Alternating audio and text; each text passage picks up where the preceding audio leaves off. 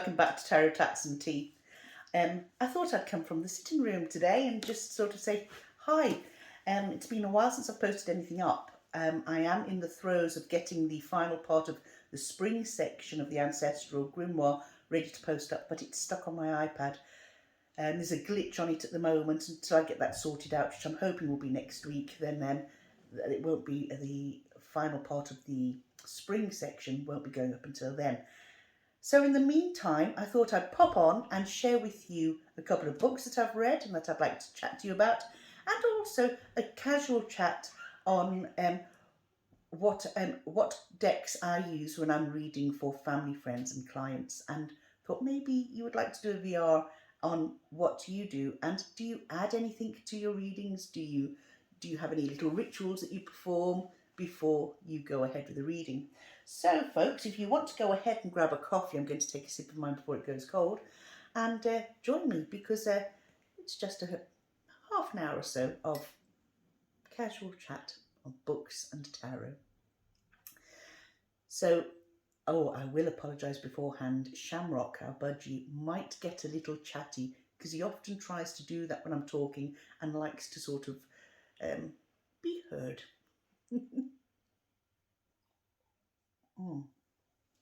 I've had a mad busy morning and I'm just taking 5 minutes and thought, right, this is what we're going to do now. Now, the first book that I'm looking at is a book written by Amelia Hart, and it's called Waywood. Straight away you can see why I was attracted to it.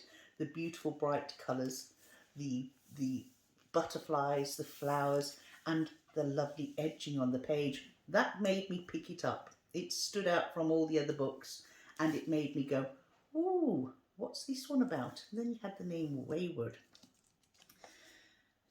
I've already read the blurb to you, so I won't go through that again. But look, I have shown this before, and I'm going to show you again the beautiful edge of the pages, and also that little surprise that when you're looking at it, it goes from front to back of the book. Is the let me just show you here. I love that bright pink as well. Look here. Look at the raven in the top corner. He flies when you do that with your page. I don't want to do it too much, I don't want to bend the pages, but isn't that really good? But beside the beautiful colour, the lovely feel, the scent of a printed book, and the lovely little added entertainment value of the raven, the story itself. The story is set in the UK. It is, quite frankly, beautiful, magical, and would probably reflect many of our practices that we as people here and now are returning to. And sometimes I wonder if the practice that I'm talking about, herbalism, gardening, growing your own stuff, and also believing your own magic, you know, having that belief that seems to help you manifest things. And you know, they always say be careful what you wish for, and this sort of thing, it's almost like going back in time instead of sort of going forward and looking more at how technology and things are enhancing things, how people are going backwards. And I often wonder, is it an age thing? Is it something that would be pertinent to people who are in their 40s, 50s, 60s, etc.? But I digress. The story is about 3 women. We have Kate, who is in 2019.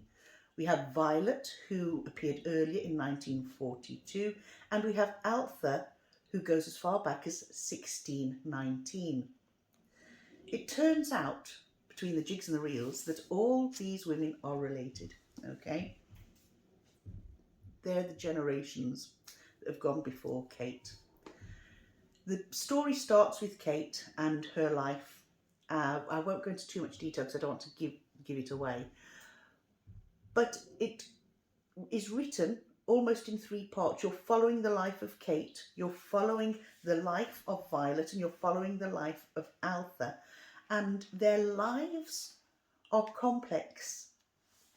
Some of them are simple, yet with complexities. It's like a contradiction in terms, as simple a lifestyle that they would like and live. It has its own complexes in the way people view them as individuals, view them through their practices, through the family genetic traits and links and historical links. It is how three women have survived adversity, but it's also how these three women connect so intensely with nature. It's as though whilst you're reading the book, it's like watching three balloons drifting and then suddenly drifting together and the strings tying up in a lovely knot, and it brings down, it grounds the story. It sort of makes it wow. And as you read it, sometimes stories that flip flop from one character to another, from one era to another, from one practice to another, can cause confusion. The way that Amelia Hart has written this book is absolutely phenomenal. It's clever. It holds your attention.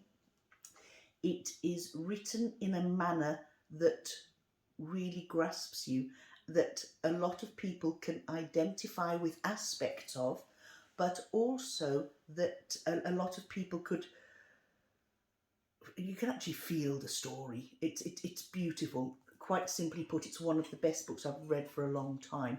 This wouldn't be everybody's taste, but it certainly was to mine. And I recommended it to my mother, who found it every bit as enjoyable as I did, and easy to read. The way that it's being written is so clever that these three lives have joined seamlessly, and I have found it wonderful. Would I recommend this? Well, it goes without say, of course I would. It is a book that follows the lives of these very strong, amazing women, and we find the connections, and we find how it has the potential to move on, and for hopefully future stories to be written. I found this magnificent, and I will definitely be keeping an eye out for works by Amelia Hart. Wonderful work.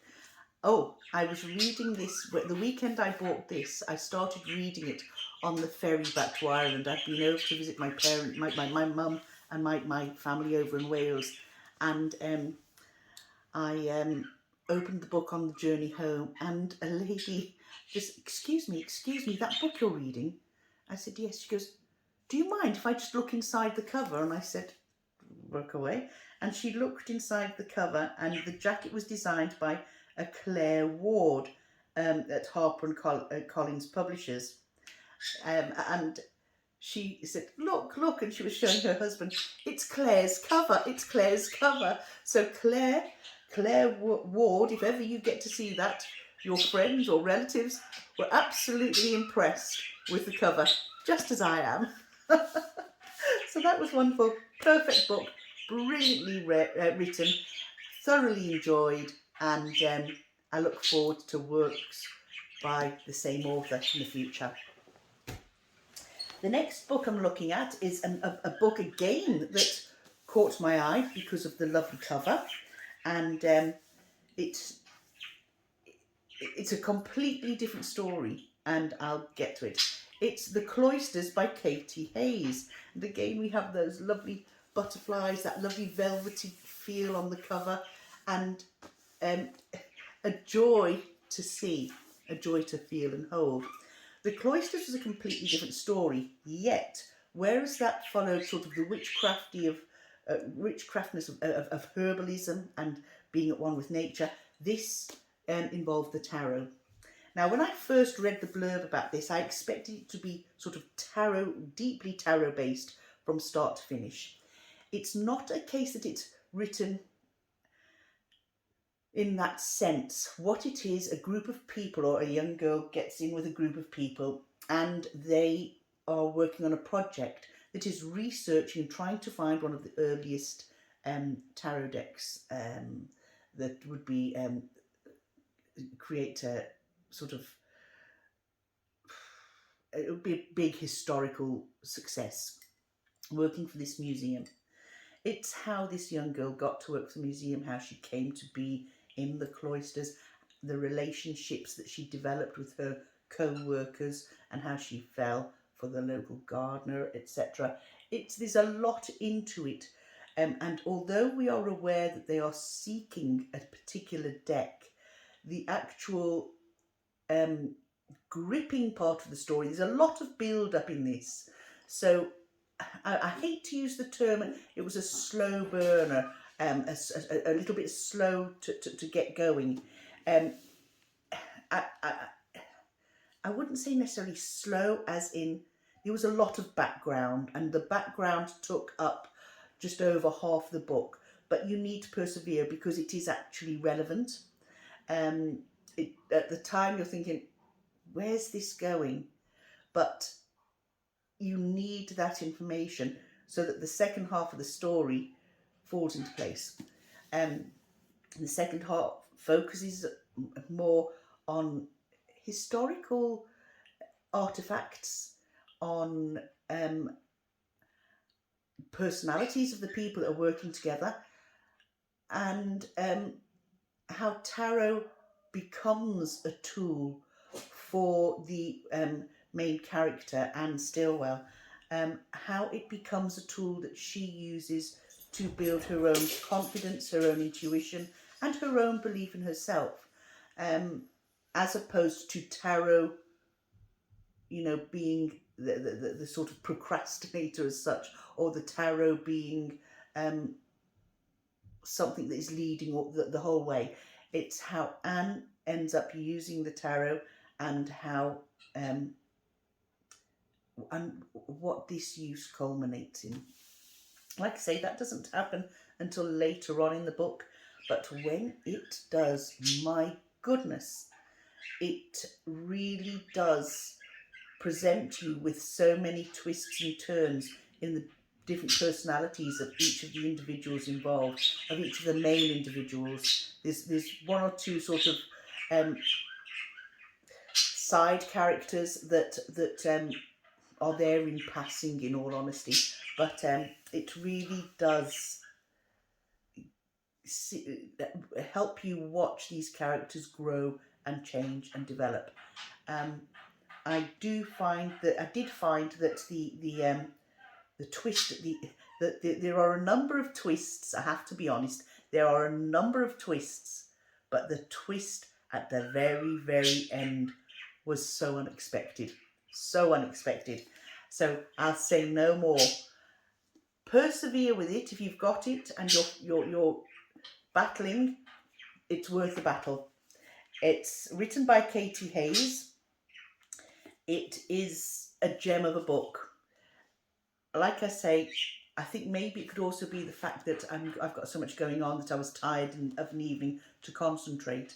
But this book is completely different to Waywood, similar, vaguely similar genres, and the fact that it's sort of esoteric, but it's the twists and turns that got me in this. It's more of a, to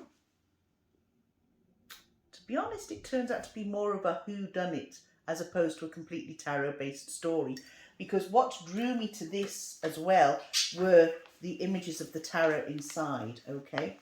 So we know that the people have got a project on, they've got to find this particular tarot deck, it sort of snowballs from there. Would I recommend it? I definitely would. Two very good books to put on your reading list for the summer. The Cloisters by Katie Hayes and Waywood by Amelia Hart. Definitely recommend them. Now, sip the coffee and we'll look at part 2.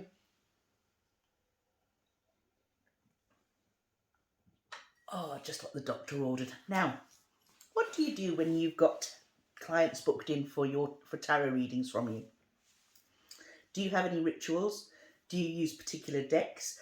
Do you have other tools that you add to your session with your client, your friend, or your member of your family? For yourself even. And many of you will probably be coming from the same sort of aspect as myself, that tarot doesn't just become something that you use for a divinatory tool, so to speak, or an advisory tool. Tarot almost becomes a way of life, because it's used I use it a lot for self-development. I use it when I'm writing, if I want to see what decision is a character going to be making if I'm sort of hitting a wall.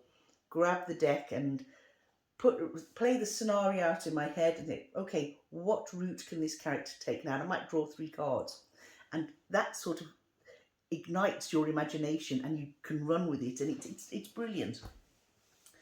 Again, tarot we use for things like journaling, looking at ancestral work, looking at the Sabbats and readings for the Sabbats, and then we use it as well for reading for other people. No, I know I do. No, there's a lot of people that don't, and that's fine too. So when I've got somebody coming for a reading, I tend to say, right, half an hour before they arrive, I like to have my area set out. Sometimes I'll put on a little bit of music. I might do a small meditation. It's not necessary. These things aren't a must.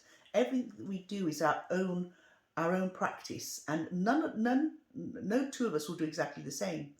You get comfort and security and sort of confidence in however you go about it, and I do likewise. I like to make sure I'm relaxed, and anything that might have been bugging me or on my mind, I might do a meditation, ask my spirit guides to come in, ask my past loved ones to sit beside me whilst I'm reading, and let the reading go smoothly in the choir and get something from it. And it's lovely. It puts just that little practice, lifts any negativity I might have been carrying or anything that's been irking me, and it just puts it back to one side for a while so that I can focus on the task at hand. I always like to light a candle as well and have that burning away whilst I read. For when I have people booking in for readings, this is the cloth that I use. This is one of my favourites. It's simple enough off Amazon. I got this a number of years ago. I think they still sell them on Amazon. I haven't looked for ages. But yes, it's my favourite cloth for reading for others. I have quite a lot of cloths, but that's the one I predominantly use. The decks that I use, I always use, have 3 tarot decks out of the tins, out of the boxes, and on my cloth, and an oracle deck. And I always ask the querent to see which deck they're drawn to. Just point out the deck, the 3 tarot decks, which one you're drawn to. I like to have a traditional style tarot deck, and this is the one I always use. This is also my travel companion, and this is the RWS 2.0 by James Ratcliffe. I have often mentioned this because this is a deck that I fell in love with when it first came onto the market. I think it is still available on playingcards.com, but it's one that I first saw on Simon's channel, The Hermit's Cave, and I thought, oh, I really like the look of that. Well, you can see how worn it is now. The sides are grey and well handled, and even the tops of the decks are starting to look that little bit grubby. But what do I like about it? I like the colour. I like the vividness of the colour and the clear lines. I just find that it speaks to me. It speaks to me. I like the brightness of the yellows. Then we've got the russets in the sky as well. You know, the clouds and around the Queen. It's just been brought a little bit more to life through the use of colour. The borders too are there. Although the border keeps the picture in the frame, the colours burst out around the border and go where it would normally be just a stark white. It's muted with the colours that bleed through from the image. And to me, that's like saying that the borders don't hold you back. You can break out through borders, do you know? The images don't go into the borders. Like I say, just the colours bleed through. And it's a deck that appeals to me. So this is the deck that I use as a traditional deck. Like I say, you can see they are getting a little bit grubby on the sides, but that's because it travels everywhere I go. This is the one that comes with me. So that is one of the decks that I have there, ready for a querent to pick. The next deck I have, and I think it might have been Kelly Bear had referred to it as eye vomit, something along those lines. Kelly Bear, if it wasn't you, I do apologise. But it's quite an older deck now, and it's the Taro Illuminati. You can see mine's a bit warped. You can see where all the gilding's worn off where I use it. But you see, I find that decks that are loved, I don't mind the gilding being worn off because it's just showing that the deck is being loved and used. And that's the back of them. And you can see why it would be referred to as being too much for the eye to take in. You know, some people love colour and love a busy deck. Others like a muted, quieter deck, one that has less in. I just love colour. I love busyness. Look at that there for the Five of Pentacles. It's quite grim, isn't it really? But grim in a nice way, if grim can ever be considered as being nice. You know, you can feel the weariness of the person walking away there. You know, so as you can see, it's just so full of colour, so full of life. And I love it. And, you know, out of the 3 decks that I do have available for people to pick from, I have a couple of hundred decks, but these are the 3 that really are my go-to tools for when I'm reading for others. And all 3 of them read beautifully. There are times when I'm using one deck, I might want to clarify something. So rather than using the same deck as a clarifiers, I will use one of the other 2, whichever I feel drawn to at the time. And the reason I use a different deck is because it could be quite possible that something that I'm trying to clarify, a deck that, like a card that might already be out in the spread, might want to be or need to be used as a clarifier as well. So that lives in this box, and it's a lovely deck to use with other people. My last deck that I use, I keep in this box. This is a box I picked up in a shop in Gorey, which is just the next town south, over the border into Wexford, and it's called Fragrant Heaven. A lovely, lovely little shop, and I keep my work deck for the Dark Mansion work deck in that box. This is the first edition, and I also have the large edition as well that I tend not to read with because that's sort of my collector's edition, you know. And I love the Dark Mansion, the black edges. Again, you can see my black edges are worn here because it's always used. And again, it's the colour, it's the mood. It's quite a moody deck, this one. And albeit it has that Tim Burton-esque style to it, it can pack quite a punch when you're reading with it. And it's one that I just feel has an air about it that can, one minute it can be quite a happy, jovial deck, but then another minute it can be fairly dark. And does that put me off it? No, it makes me want to read it all the more. Look at this Justice card. You know, it's just an amazing deck. I do love it. So this is the other deck that would be put out there ready for people to choose if they want to. And like I say, out of the 3 decks that I've just shown you here, more often than not, people will go for the Taro Illuminati, surprisingly enough. I also give my querents the opportunity to pick an oracle card before they leave. And the reason I do this is it just sometimes winds a reading down, closes it off. I'm currently using the Secrets of Wandwood oracle deck. I have many oracle decks, but this is the one I'm working with at the moment and have been for a while, because whatever it is about this deck, I just fell in love with it. I love the image here on the front, and the artwork just appeals to me. It's cute, it's quirky, and it's relevant. So, for instance, you know, you might have somebody who are looking for something, and it's right in front of them. They just need to be brave enough to take the step and to open their eyes and see what's going on around you. You know, you can expand on that, what you get from the images, but also the energy you're getting from your querent. you know, you can sort of build up on that hope, you know, guidance. There's all these one words with these images that you will find when your querent picks a card and you look at it and says, oh look, it's got kindness. Maybe that person needs to be a little bit kind to themselves. Maybe they need to step back and not be so strict with others and show a little kindness. Maybe others see them as being severe. They might not intend people to see that, but maybe that's a front they put up. Sometimes they need to show kindness. Sometimes they need to stop and breathe and just take in what's going on around them. So they need to pause. And then other times they just need that little bit of inspiration, you know. So that's that's what I do. Now, one other thing that I have on my table, that sometimes it depends on the energy in the room. It depends on the vibe I'm getting with energy from my querent at the time. But I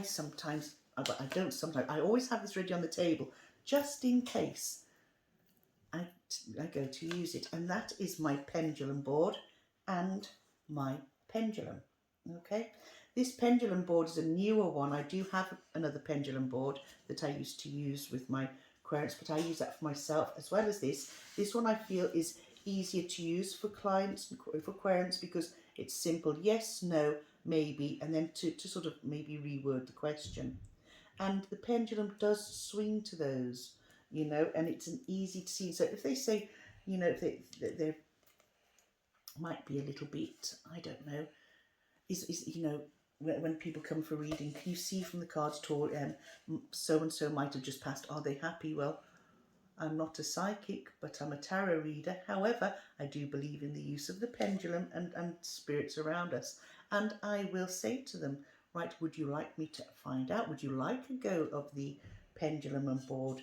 And majority of people out of curiosity, oh yeah, okay. So I'll give them a couple of minutes using this as well. And that again is something that can close a reading down. And if you know, it's and also give your querent an experience that they might not have had before, that they might enjoy. I always say, look, you don't have to. The offer is there if you would like to. I said sometimes, you know, it just sometimes could freak some people out. Other times it's great. There's only one occasion I've had here in my home where it's freaked somebody out, and that is my neighbour across the road, who also happens to be called Elaine, had come for a reading, and everything was going great. Sorry, everything was going really, really great. The reading was flying. I'm so sorry, hold on. We were sitting in my dining room round the table. Now it's a kitchen diner, and the door is sort of set back a bit, so you sort of come in, you open the door, the wall goes in, then the kitchen opens out with the dining room at the far end. And the two of us sitting there,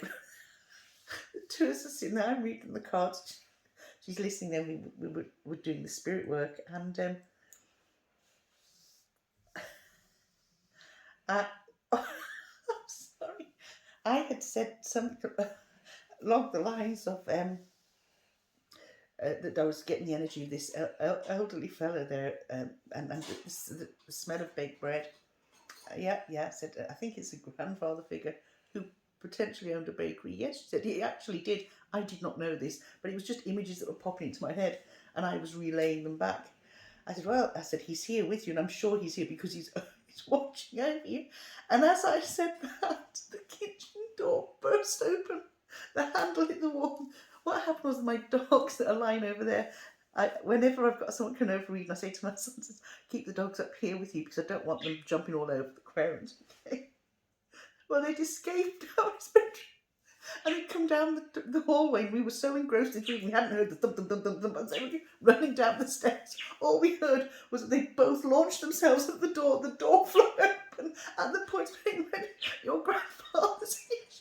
She took up off the seat, screaming as the door burst open and hopped off the wall. I nearly passed out at her screaming. Naturally, it brought the reading to an end.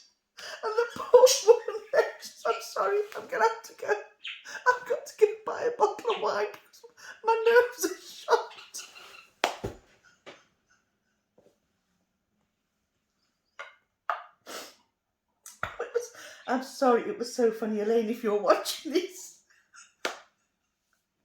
It was a brilliant night.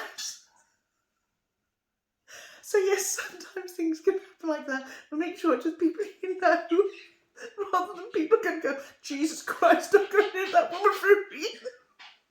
She was scared the living daylights out of you. Oh gosh, sorry, I'm losing the run of myself here. Anyway, on that note, I will close up here now. Oh, I've just got this down here. It's the plastic RWS.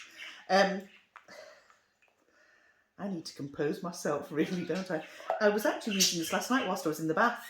And I tell you something, it's got quite a weight to it, you know, being plastic coated and all, but trying to shuffle them can be fun, can't it? They tend to slip and slide all over the place.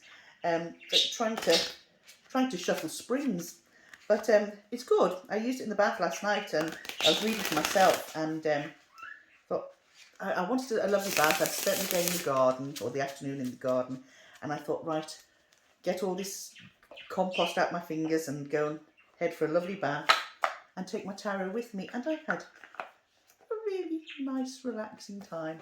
So if you're looking at the plastic tarot, yeah, it's not often that I would read tarot in the bath, but if you go to the beach, I'd highly recommend them, because they're not going to get damaged by sand or water.